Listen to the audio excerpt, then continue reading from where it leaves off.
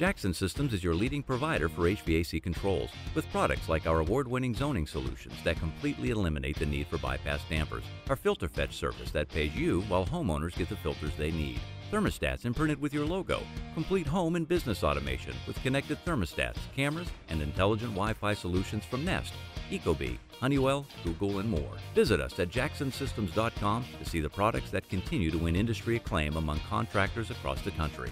Jackson Systems, controls done right. All right, everybody, welcome back to another episode of Israel HVAC Podcast. We got a good show for you guys today. We're going to talk to a guy named Andrew Greaves. On YouTube, he goes by AKgreaves. He's got a great channel. He's the one that does the videos on the cupcake probes, but he's got some some more serious videos also. But so we're going to speak to him here in just a little bit. It was a great interview. We went over Andrew's background. One thing I want to say about Andrew, I'm not going to ruin the whole interview here at the beginning of the podcast, but I have a lot of respect for Andrew because Andrew is a former Marine. And we talk about that in the interview, so we should all thank Andrew for his service to our country.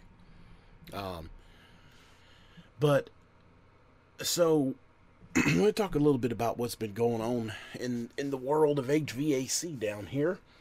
I got right now we'll start off with this. I want to say Friday, I went on 2 service calls, both of them Goodman's, back to back. The first one that I went on, the system was completely out of refrigerant, and I did a pressure test on it with nitrogen, and the condenser coil, it was a Goodman, the condenser coil was busted. I mean, it was literally like busted. I mean, I couldn't braze it shut or anything like that. It's hard to describe. I wish I could have got some video on it, but I didn't. But it's really hard to describe of why I couldn't braze it up. But she got a quote from another company and a quote from me. She needs financing, and she needs a whole new system. I don't remember what year this Goodman was, but it was R22. And she's got an old Singer, I say Singer gas furnace and a Singer evaporator coil. And, I told her that she needed to update the whole system, but she doesn't want to. All she wants to do is put a condensing unit in. So basically I'd have to go get a 407C unit from York, one of those Guardians. Or I could buy a 410 unit and, take the 410 out and do a 407C like I did on that one unit. But I don't want to do that. I don't want to make that a habit. But I would go to the York supplier and get a 407C unit. And that's what I quoted her, But I still haven't heard back from her. And, I don't know, man. I can't imagine sticking a 14 SEER condenser on that old evaporator. It's crazy. And then I went on another one after that. It was a 2010 Goodman, and the bottom of on the back side of the unit that faces the house, the bottom of the condenser coil was leaking. There was oil everywhere, and of course when I ran the H10, it went to screaming everywhere on the bottom of the condenser coil. So we called in and verified warranty. There was no warranty. So I just replaced the condensing unit. Her air handler was 2010. It was made for R22/410A refrigerant. So I simply changed out the piston and put a new Comfort Maker condenser in, 410A. And she's back up and running, cooling like a champ. So while we're on the Goodman subject, there's been a little bit more drama on Facebook in the Cowboys of HVAC group.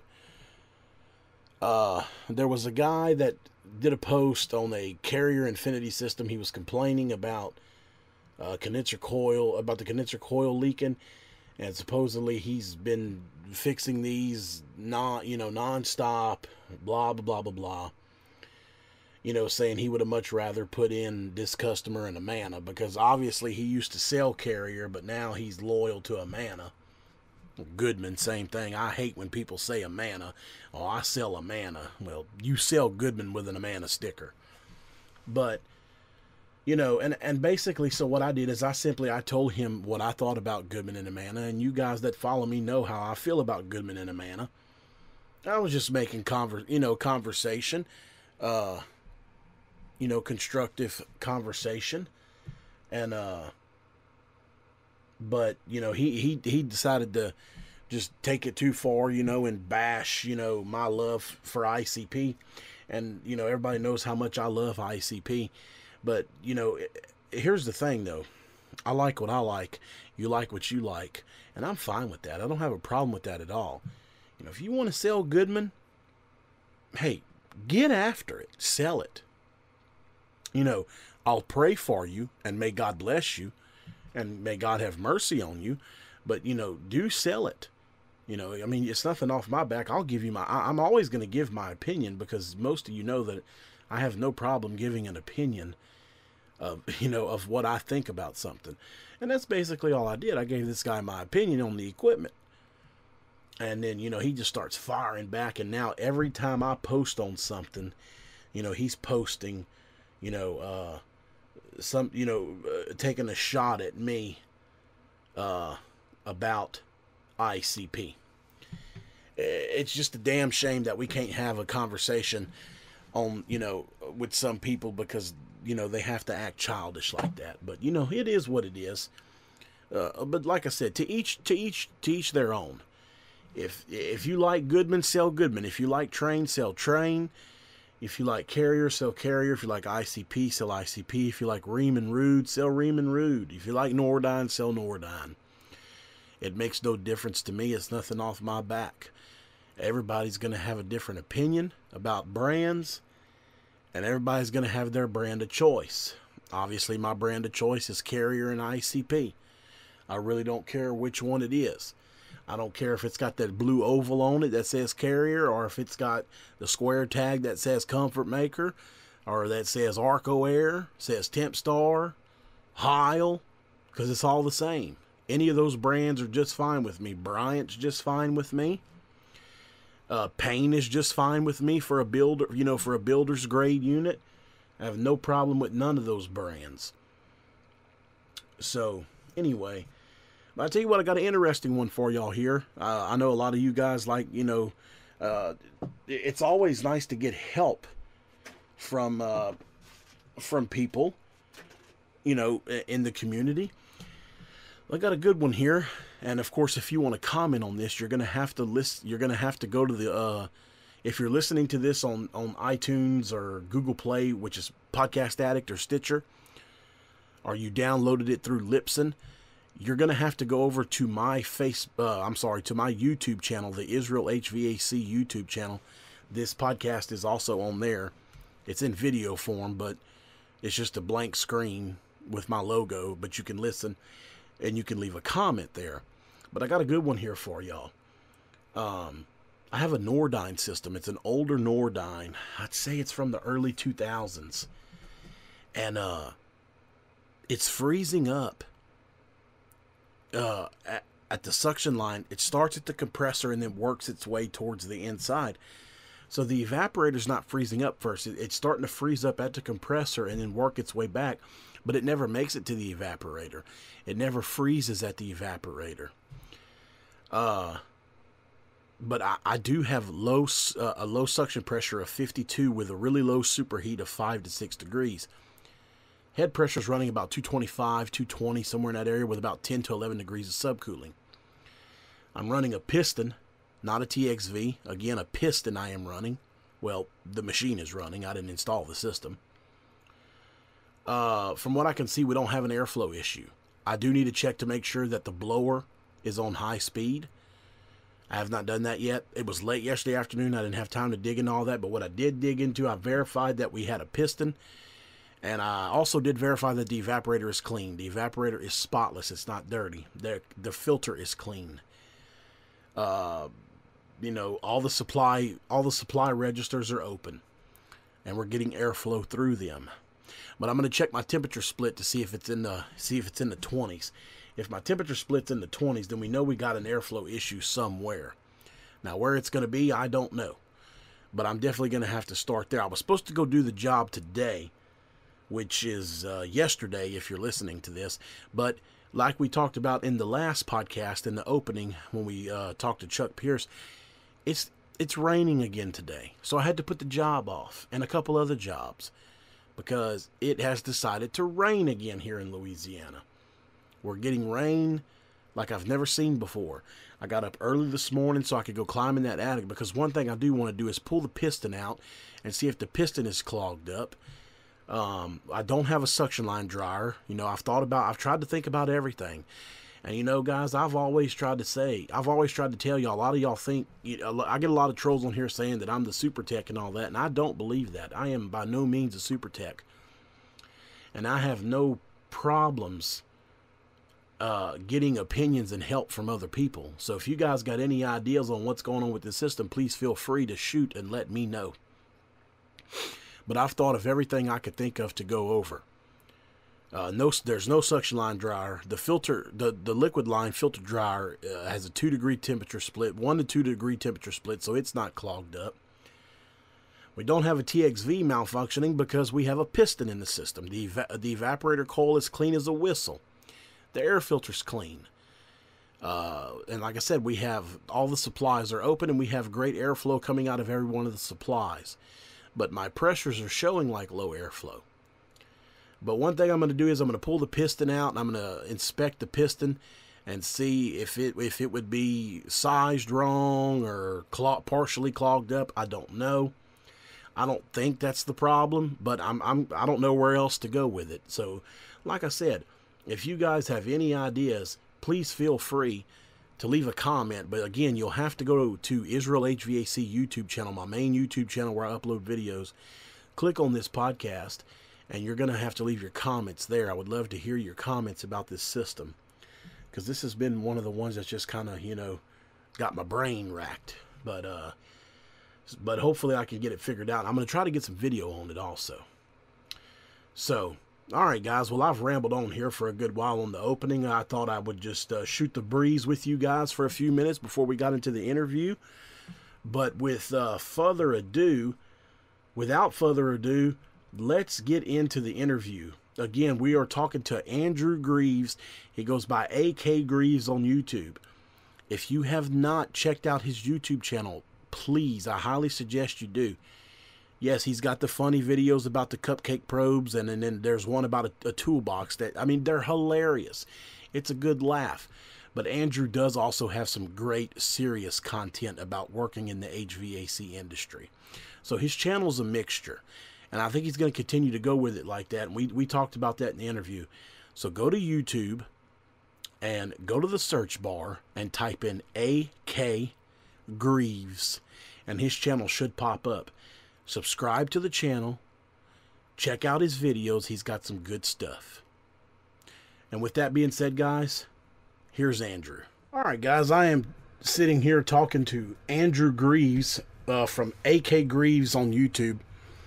And if you haven't checked out his YouTube channel, you really need to check it out. I'll try to put a link in the description of the podcast and on the YouTube channel.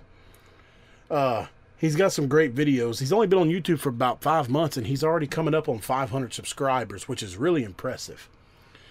This is the man that has the connection with Snowflake Tools and the cupcake probes. And we're definitely going to talk about that here in a minute. But before we get into that, I just want to introduce Andrew. Andrew, how are you doing? Yeah, I'm doing outstanding, John. Thanks for having me on. Oh, no problem. I appreciate you taking the time to come on. Yeah. Well, Andrew, I always start these things off the same way, man. So Andrew is a YouTuber, and he's not fresh out of trade school, but he's been out of trade school for about 3 years. So we should be able to have a pretty good conversation here.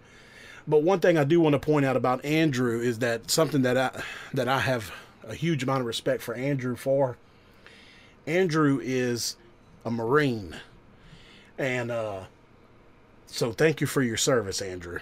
Oh, yes, sir. I appreciate that. Yeah, just like your helper there, Gunny. That's right. My helper's name is Gunny. Obviously, you know where that comes from. He is a retired. Absolutely. He's a retired gunnery sergeant. Yep.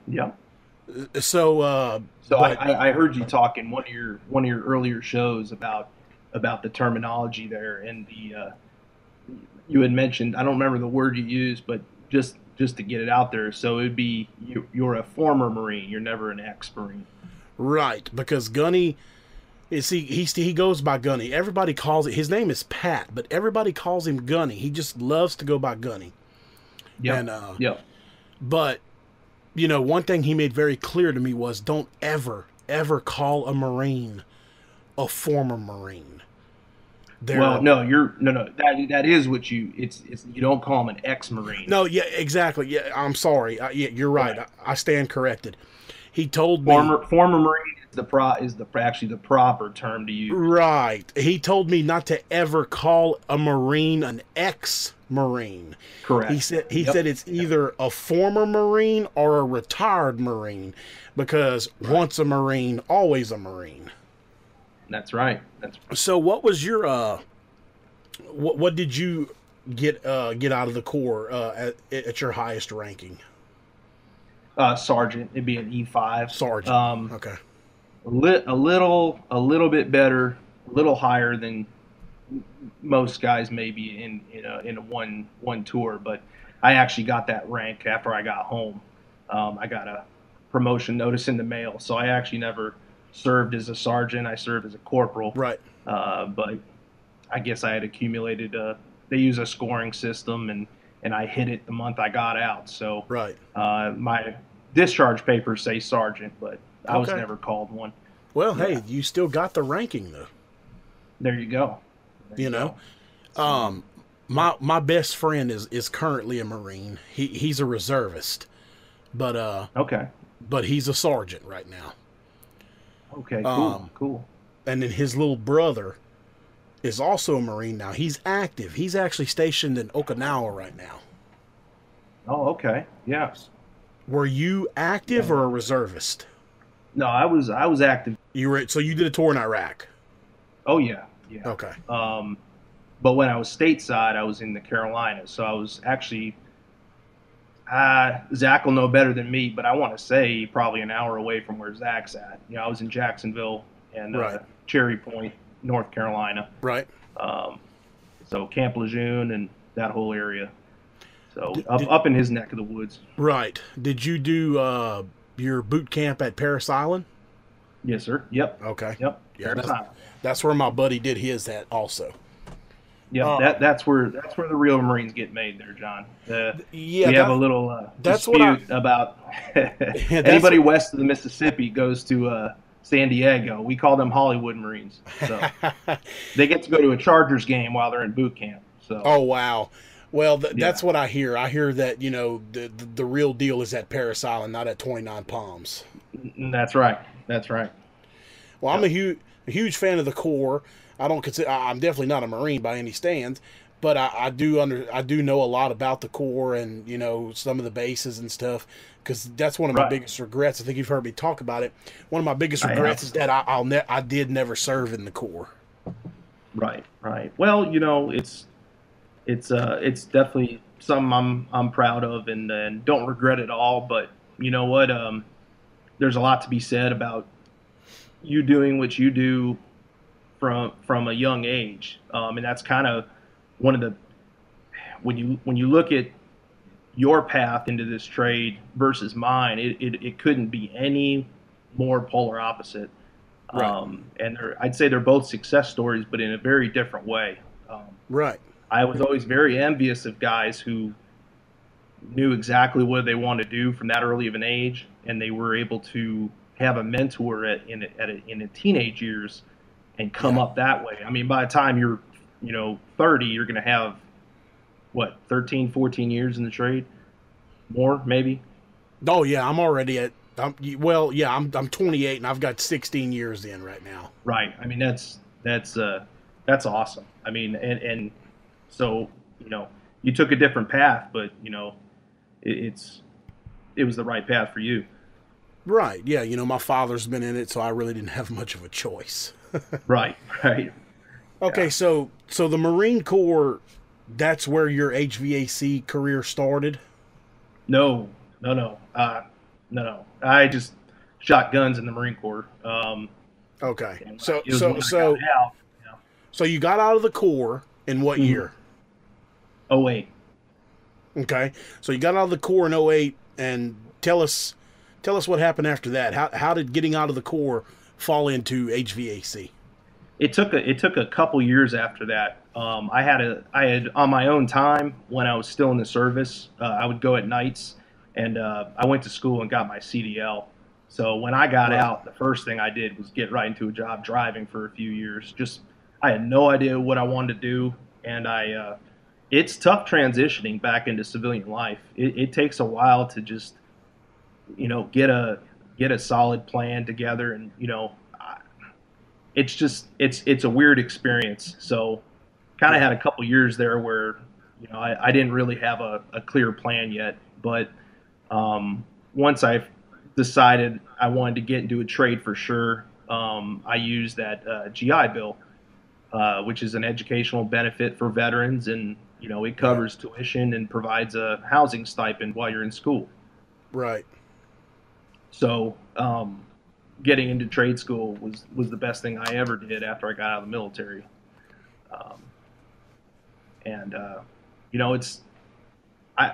I speak pretty highly of school when I talk to people about it. It's not for everybody, and I'll be honest, if it wasn't a free ride, I don't know that I would have gone into very much debt in order to go to school. Right. Which some people need to do, but it's, for me, it was the right choice. Absolutely. I mean, I don't have anything against the trade school. I have something against our trade school here for as far as HVAC, because our program is pathetic. But as far as other places, no, I mean, I don't have anything against it. And I'm sure in a place like Kentucky, you probably had a pretty decent trade school. It was very good. It was you had 3 instructors there. One was a small business owner himself.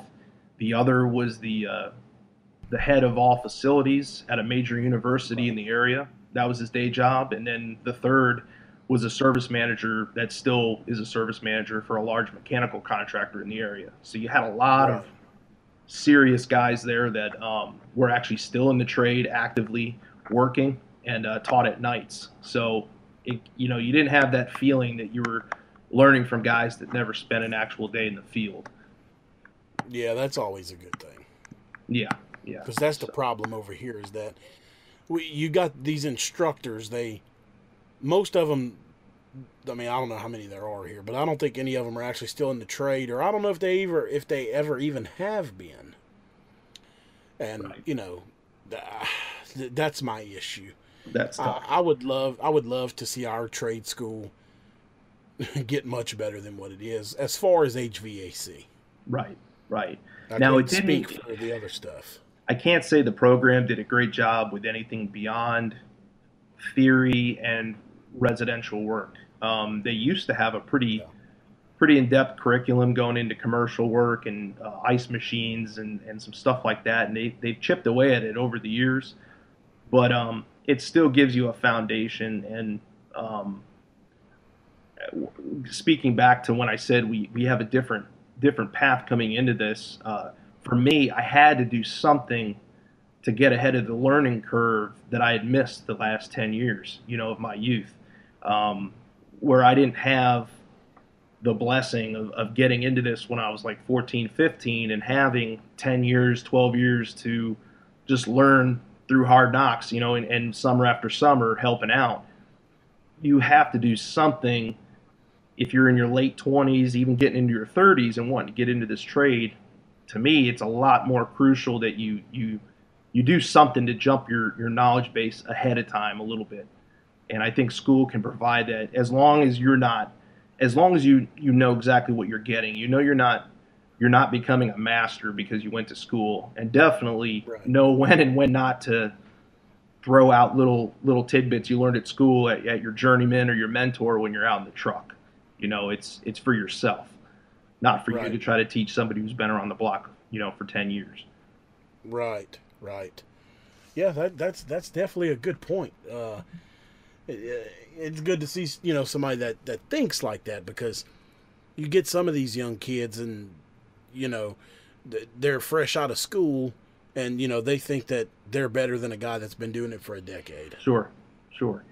Yeah, so that's not going to get them anywhere. And I've got a couple videos like that where I talk about those types of attitudes that we need to try to have as new guys coming in, and to do your own research and homework. If you're doubting the mentorship that you're getting at work, but that's not the place to bring it up, you need to bring that home with you and do your own research to come up to speed and know if that's the right or wrong way to move forward. But that's not something you're going to throw in a seasoned guy's face and get something good to happen out of it.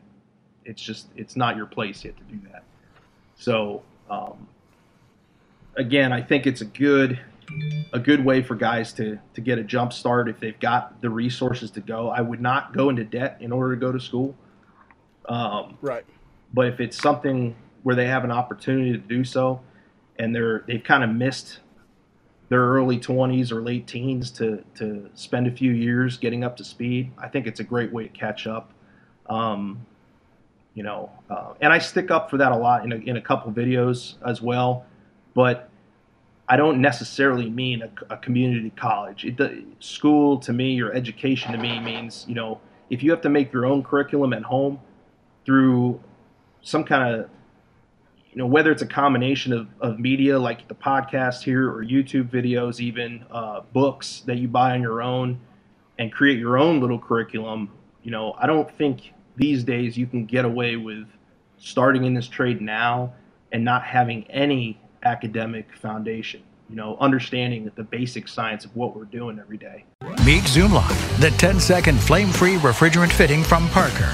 Reduce labor costs by 60% with no brazing, no flame, and no fire spotter. Discover how Zoomlock can help you be more efficient and productive. Visit Zoomlock.com for more information.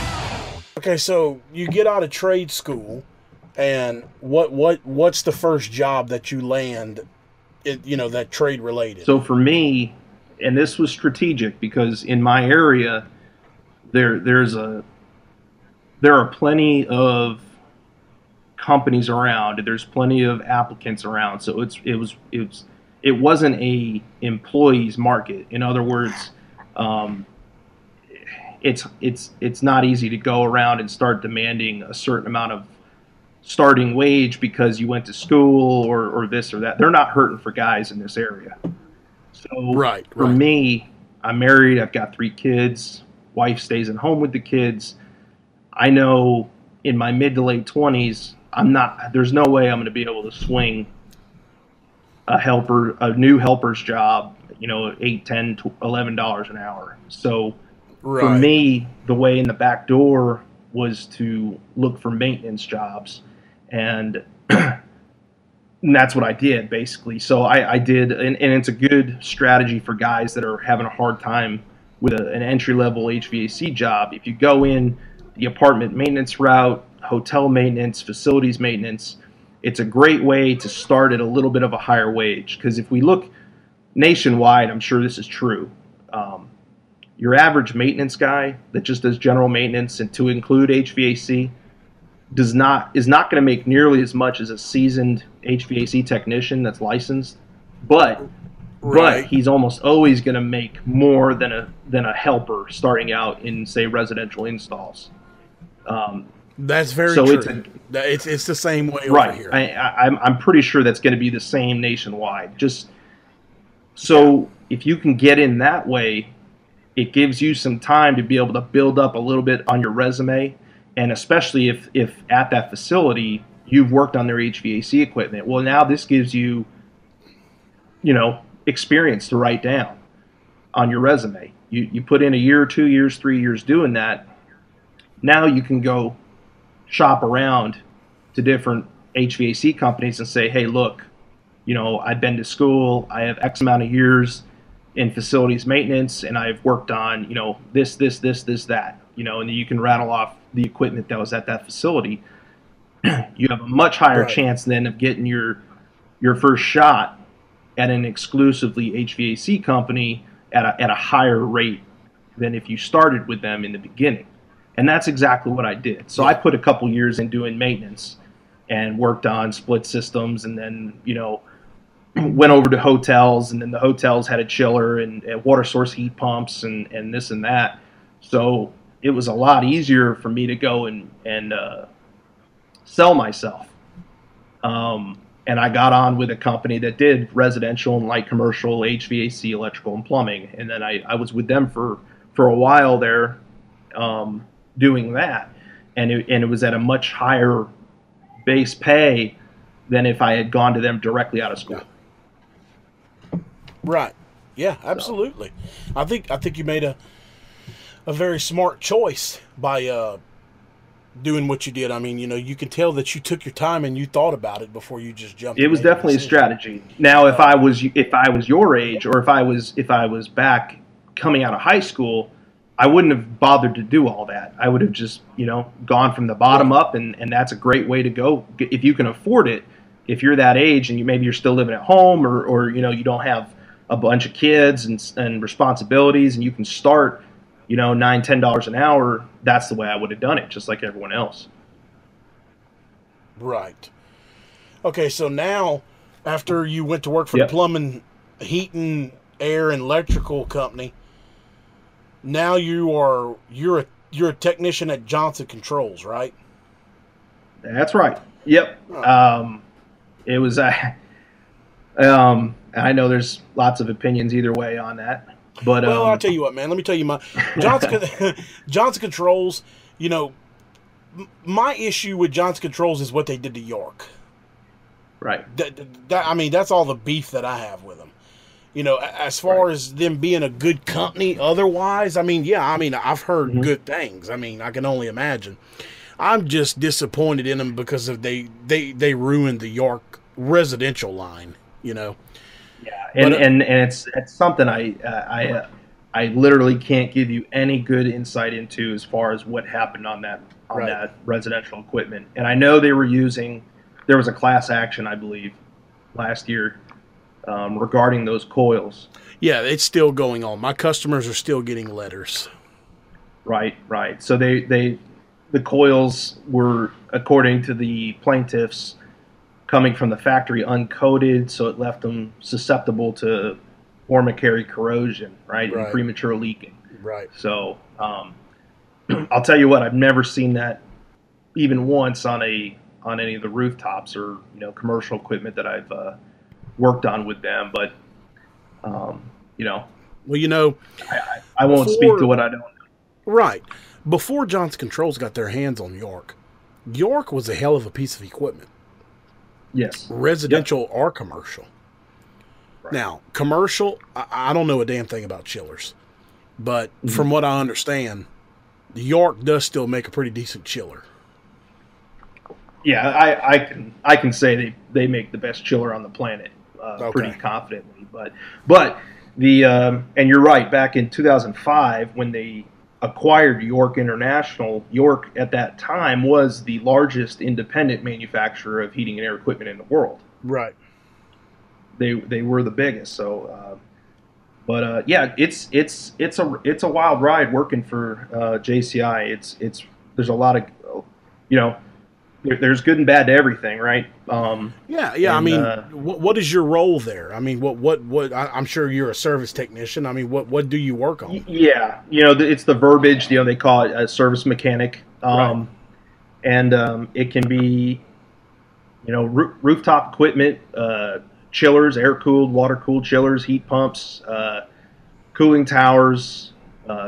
We have a VRF line with Hitachi that we went into a joint venture with about 1.5 years ago. which I work a lot with right now. And it's not always our equipment either. I'd say I only work on our equipment maybe 20% of the time. Right. So we are just like any other mechanical contractor in the area. You know, when you look at a branch level, you know, I work for a service branch. We service whatever our customers call with concerns for. Right. So it's great. I mean, it's a very Johnson Controls is a conglomerate. I mean, it's an enormous. Once we merged with Tyco last year, we became the biggest building efficiency company on earth, and it's just because we own so many companies. Right. You know, Luxair, Tempmaster, Coleman, Hitachi, SmartFlex, Guardian, Quantec, Champion. You know, that's just AC, and then there's all the fire and security and the controls and refrigeration equipment. So you'll see I use a lot of military analogies, but it's just easier for me to do that. You know, it reminds me of like a Navy ship where Right. it's a huge battleship and it's powerful and it has everything on it, but it can be slow to turn sometimes. Yeah. Yeah. You know, change can be a little slow, whereas a small company, you know, being like a canoe, they can whip in and out and adapt and change quickly. Right. How long have you been with JCI? Almost 2 years. Okay. So how many years do you have tied up in the trade since you left trade school? About 5 altogether. Okay, that's good, man. You're moving along good, man. I've been doing this for 16 years, and if I walked up on a chiller, I'd just scratch my head. I wouldn't know what to do with it. So right, and you know, well, I won't sit here and pretend to be a really, really, really seasoned chiller mechanic. Those guys take some of them a couple decades to truly master some of that equipment, the water cooled centrifugals, and they're their own kind of clique. You know, at our branch, they don't.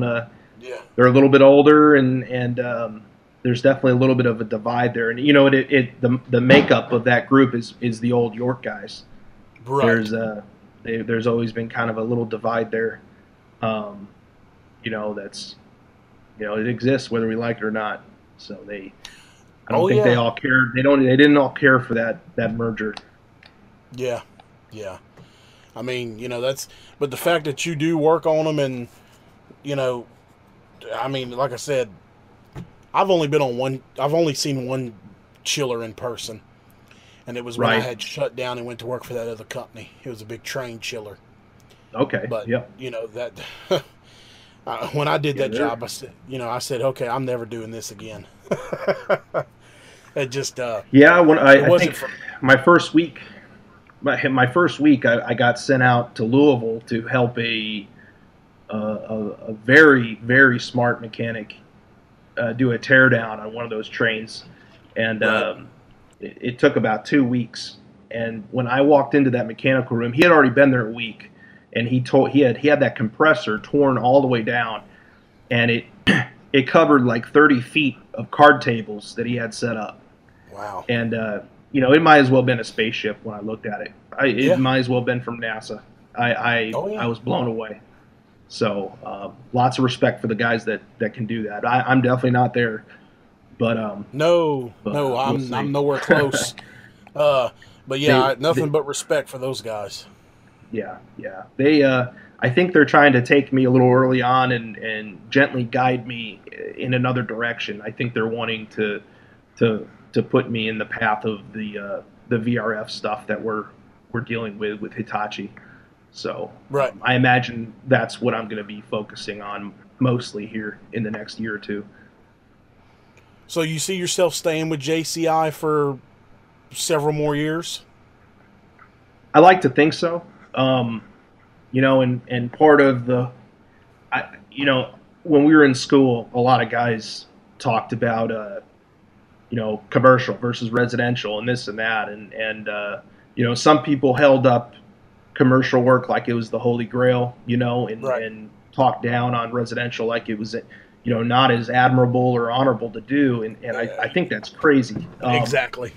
And I almost got that shot to get into commercial so quickly compared to some that I don't know if it's that I don't appreciate it, but when I first got into it, my whole idea was never to do commercial. It was probably like a lot of people. It was to learn residential, and then after a few years, go into business for myself.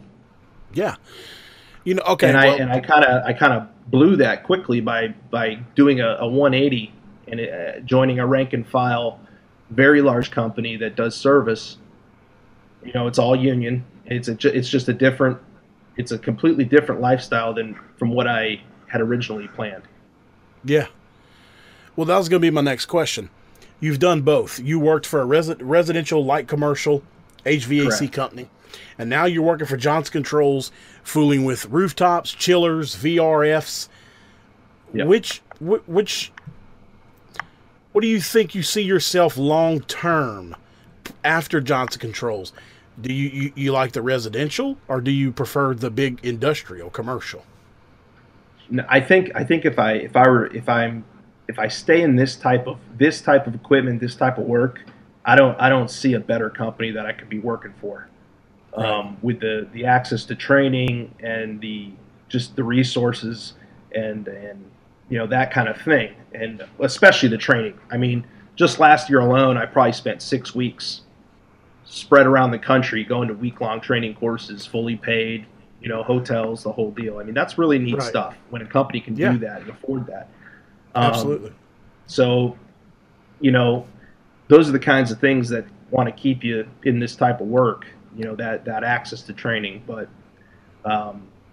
if I were to leave, I think the only way would be if I was going into some sort of a training role down the road. If I got an opportunity as some kind of a work for a rep or a manufacturer as a trainer, technical trainer, and then get me out of the field in that sense, and then maybe give me a chance to do something at home on the side. I don't think you guys have a lot of cojones that I don't have, as far as diving right into business without you know what I mean? Just going all in. I don't know if I could do it. I don't know if I could do it like that. I need a way to ease into it and know that there's some security before I go all in. And you know what? And people are right. They'll probably say, well, if you don't go all in, you're never gonna get to that point. And that might be true.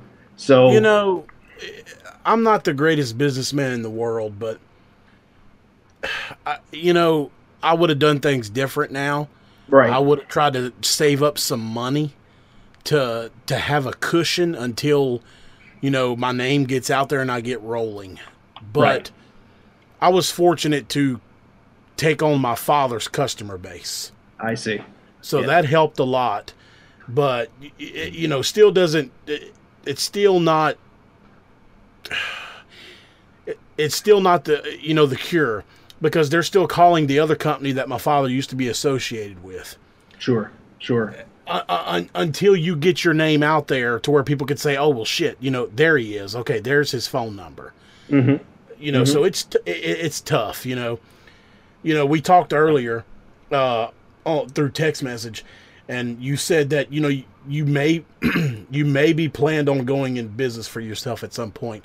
Would that be residential? Oh, I would imagine so. If I could. But see, here's something about me. Is just because I work on larger equipment, I in no way, shape, or form think that means I'm going to be an expert on residential equipment. It doesn't matter, what people try to say. If you're a master of your trade, you're a master of your trade. Right. Yes, maybe I would have an aptitude to be able to adjust to that equipment, but I don't have a delusion that because I looked at an air-cooled chiller yesterday that I can go up in that attic and diagnose anything any quicker than you or anybody else. In fact, I know it wouldn't. So the way I see it, it's sort of two different trades in a way. It's like you're a brain surgeon and I'm a heart surgeon. We both work at the hospital, and we both have very respectable and jobs that require a lot of knowledge and experience. Right. But there's a lot of differences. So yeah, absolutely. I would say residential, just because that's probably the easiest physically the easiest, or logistically the easiest to get into as a one-man show. Yeah, yeah. You know what I mean? That, not because I think it would be easier, but mentally, but because it's just naturally you can probably get by with the less amount of tools and resources. Yes, and you don't have to have as much volume of work. Correct, and manpower. How much can you really take on as a commercial? That's right. So, that. Well, I tell you what, man. Talking about we're gonna transfer over into the YouTube thing. Sure. You got a good channel going on, and I hope that you'll continue to make videos. I've passed your channel around quite a bit. I appreciate that. But you're 5 months in, and you're coming up on 500 subscribers already. That's moving quickly. So I do hope that you will continue to make videos. You do have great videos. But I found you because somebody sent me a link to the cupcake probes. Yeah. I mean, you have got. How in the hell did you come up with that? I mean, everybody, we've shared that video in the Cowboy group and the YouTube group and the Working Joe's group, and people are going crazy over this video. I mean, I think you got quite a bit of views on it. So if I'm in character here, I would tell you that, we were on our annual family vacation to North Korea, and I saw a maintenance man at the hotel using a cupcake probe on a mini split, right. And I was just captivated by the beauty and simplicity of the tool, and I had to know more. So after I talked to him a bit, he pointed me towards the right direction to get in touch with the rep out there, and it's a North Korean company, and they make great tools, and we struck up a little deal. So I'm back, and they've got a saying in North Korean for the company. And I thought it meant snowflake tools, innovative tools for the future of thermodynamic testing. But I ran it through Google Translate, and it actually means snowflake tools. They look like toys because they're built by children. So Yeah. I don't know, man. It's been fun. It's not at all what the channel started as. I just it's threw. Okay, man. Yeah. I mean, keep it coming. I mean, with the, you got great, serious videos too. I mean, I love, the van tour video of your assortment of tools. That's fantastic. Right. Maybe try to start shooting some videos of, some service work and making repairs, but definitely keep the comedy effect in there. People like that. Steve Lav's channel has grown a lot because of his comedy. Sure. But the cupcake probes, man. I mean, dude, when you hooked them up to the carrier unit and you were flipping through, the cupcake app, dude. I was dying. I was crying. I was laughing so hard. Yeah. So I mean, that's great stuff. And then you did the tool bag video. The toolbox video. That was fantastic. I mean, definitely keep that coming. I mean, I talked to Zach about it. Zach was the one. I think it was Zach.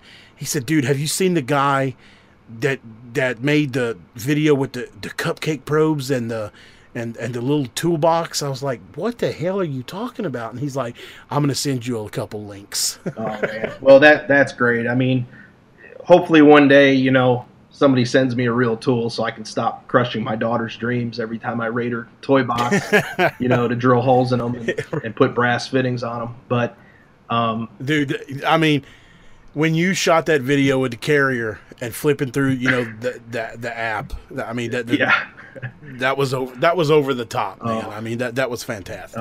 It's fun. I mean, and it's amazing too when you start doing YouTube stuff, and obviously I'm a total noob. But watching the kind of the analytics, I don't know if you do that for your channel. Oh yeah. What's causing hits, what's not, and it's the opposite. Anything I ever expected as far as things I would assume would do well, don't, and then the things that I think are stupid, get this huge spike, and so my wife is a hairdresser, and Right. she's big. She's for years she's been watching hair vlogs, and beauty channels, and one of the things that she'll sit there and watch is girls going through what's in their makeup bag, right? And I would always make fun of her, Right. and just how can you sit there and watch that, And here I am a few years later, doing the same thing out of a male version of a purse, basically. What's in my purse videos, basically, and we all sit there and watch it, spend hours watching this stuff, and those videos I have a couple just going through the the Vito bags and stuff, and they've got thousands and thousands of views, whereas the one where I poured my heart out talking about things you need to do or think about coming into this trade, gets a couple hundred or something like that, and it's just funny how that works. Absolutely. Yeah, absolutely. I'll tell you what, we've been going here for almost 40 minutes, but I tell you what, I want to ask you one more thing. When you started out on YouTube, or before you started out, when you decided, hey, I'm going to see if there's, I'm going to check out some heating and air videos on YouTube. I try to ask everybody this: who's the first guy you ran across on YouTube in HVAC? Gray Furnace Man. Gray Furnace Man. He was the first. He was the first one. Yeah. And then when I realized that, in the sidebar there was all the related videos, I was blown away. I was so psyched to see that this was actually a thing, and then I went nuts for a few years. When you discovered the community that we have. Oh yeah, so cool. I mean, and then that's when I found you and Zach and everybody else, and it's been a few years, and it's funny how you feel like you know them all personally, even though it couldn't, that's obviously not true, but it's really cool to get to talk to you, because you sit here and you listen to guys for years on the computer. They don't know you exist, but you feel like you've been friends or something. So it's neat how it's social media has changed the way the industry interacts with each other, and and it's a lot of fun. I guess I won't be. I'm not successful yet until I get my first troll, though, right, John? Because I haven't experienced that yet. That's right. I know. I gotta be close, but I don't know. It's coming. Yeah. Trust me, it's coming.